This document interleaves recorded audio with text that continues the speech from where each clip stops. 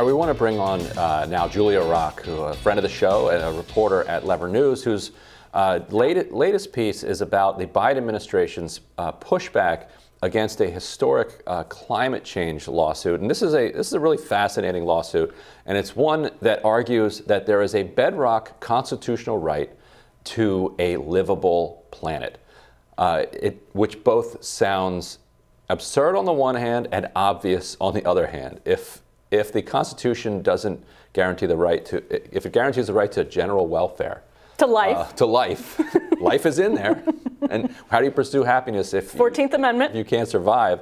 And Julia, in your article, you note that in 2016, an Oregon District Court judge wrote, quote, "I have no doubt that the right to a climate system capable of sustaining human life is fundamental to a free and ordered society," which it seems almost impossible to argue with that statement, yet the Biden administration is apparently arguing that there is not actually a constitutional right to be able to live. So what is the status of this lawsuit and the Biden administration's posture toward it? Yeah. So this is a lawsuit that was filed during the Obama administration, attempting to block the administration's attempts to expand fossil fuels. There was obviously a massive expansion of fossil fuel infrastructure happening during the natural gas boom. And over the past few years, there have been some rulings on sort of different legal questions of the case, mainly standing. So whether the plaintiffs had standing to sue the government. And different federal courts have sort of ruled on these different questions, but none have actually ruled on the merits of the case. So on whether, such a constitutional right really does exist. And so now, after the case was dismissed in the Ninth Circuit Court due to a lack of standing, the plaintiffs have revised their complaint, and they're awaiting a ruling on whether their revised complaint sort of addresses those standing questions and whether they'll be able to move forward to a trial. So what is if you could tell us more about the revised complaint, and then maybe what we anticipate hearing from the government in response to it. Obviously, I imagine that precedent is on the line here in a big way, because if you get a certain ruling in this case, a lot of other cases are probably on the line. So what do we expect the government to counter with here?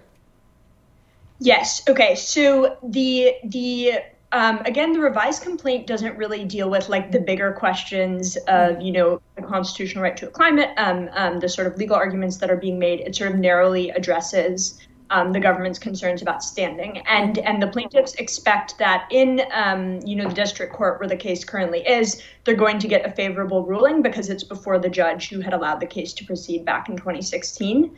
However, the Biden administration's Justice Department has sort of promised that if the case does move forward, they will do everything they can to make sure it doesn't get a trial. They don't want to go to trial in this case. And it is worth noting that last fall, there were settlement talks on the case between the plaintiffs and the Biden administration, sort of hoping to come to a resolution that would lead them both to drop the case. But the talks were unsuccessful. The nature of those talks is confidential, but the plaintiffs' lawyers basically said, the administration did not come to the table in good faith. There wasn't really any way we could move forward. I'm curious about the standing argument, because I'm wondering if the people that filed the case are adults and you argue, well, you're probably going to live another 50, 60 years, and according to our climate projections, things will not be very good in 50 years, but you'll be able to breathe. So therefore, you have no standing. So do they need plaintiffs who haven't been born yet so that the math works out on the standing? Or what do you know how they are trying to resolve the standing question? Yeah, that's a good question. So actually the plaintiffs in the case and, in the original complaint, we're arguing we are already facing the impacts of climate change, and you have plaintiffs whose homes were destroyed in floods, who aren't able to engage in like the recreational activities they might have otherwise been able to engage in. So there's sort of that component, but an additional component here is whether there's anything like the federal government can actually do to redress these harms, basically. And what the plaintiffs are asking for is for the government to put forward a plan to reduce carbon emissions and for the court to sort of oversee the implementation of that plan, which is obviously a massive ask and a big role for the courts. But what the plaintiffs are basically saying is, well, the executive branch has failed, the legislative branch has failed, so we're taking this to the courts.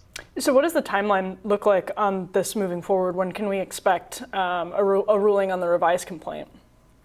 They're expecting a ruling sort of any day now on this revised complaint, and then it's sort of going to be a question of like what exactly the Biden administration does going forward. What the plaintiffs' lawyers have said is that DOJ lawyers want to take this to the federal court, the Supreme Court's emergency docket, to block a trial. And I actually want to address something that you had raised earlier about precedent, and I think it's actually a very interesting issue in this case because most of what the federal courts have dealt with, again, is this standing question, and the courts are ruling on standing questions all of the time. And there isn't really a lot of climate precedent necessarily in what they've said about it so far.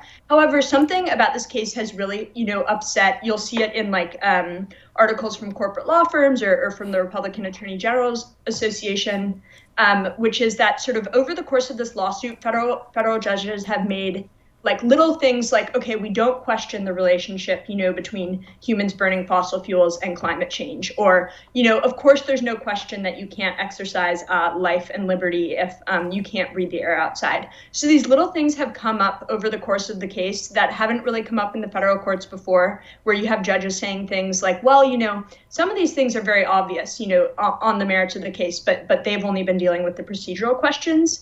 And I think that's really interesting that these are things sort of that the courts are starting to talk about, but they haven't really written in any binding or precedent-setting decision. That's fascinating. Yeah, and Julia, this feels to me like a symptom of our democratic process, decreasingly being able to adjudicate any live issues, like that.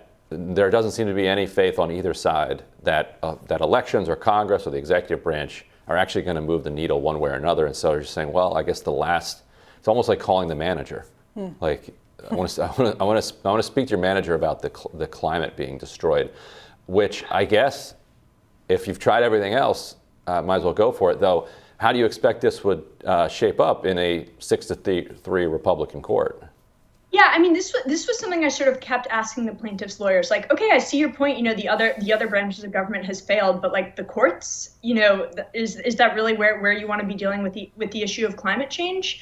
And what they sort of kept directing me back to was, okay, we're actually making a pretty conservative legal argument here. This is an argument rooted in the public trust doctrine, which is sort of a common law issue. It dates back to Roman law, and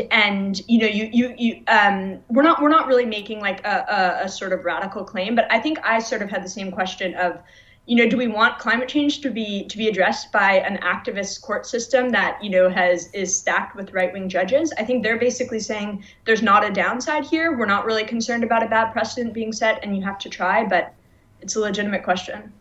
Yeah, I expect a lot of corporate money to pour into these sorts of lawsuits because this could cost them. I mean, if this goes to trial and even becomes a big public issue and inspires more and more cases, this could cost them a whole lot of money in the future. Absolutely. At least be a good John Grisham book. Yeah, I'd read it. Julia, thanks so much for joining us. Yeah, thanks for having me. And stick around, we'll have more Rising right after this.